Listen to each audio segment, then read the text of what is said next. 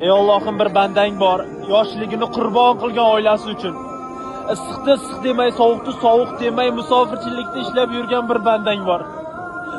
O'zi xohlamasa ham yoshligidan kechib ota o'rnini egallashga majbur bo'lgan bir bandang bor.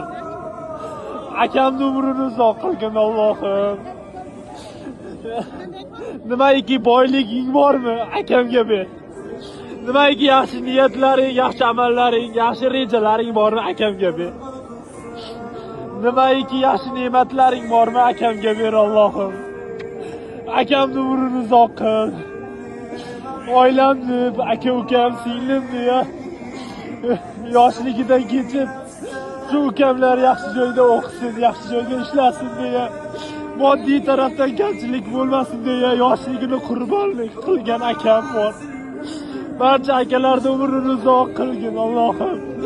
O'zing mana shu dargohingga kelishni niyat qilgan, lekin hech uddal olmayotgan bandang bor. Oilasi uchun yurgan bir bandang bor Allohim. Akalarning umrini uzoq qil Allohim. Akalarga ham imkoniyat ber, uyingga kelsin, ota-onasini olib kelsin. Yelkalarda ko'tarib tovoq qildirish, marta aylantirish ota-onalarni. Allohim akalarga ham nasib qilsin. Akalarda sog'lig'ini omon qil. Yosh vaqtidan majbur bo'ldi oilasini boqishga. Yosh vaqtidan aka degan mas'uliyatni qabul qildi.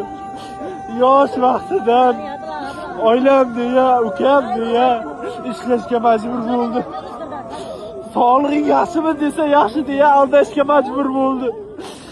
Qorning to'qmi desa qornim to'q deya aldashga majbur bo'ldi bu akalar. Akalarning umrini uzoq qil Allohim.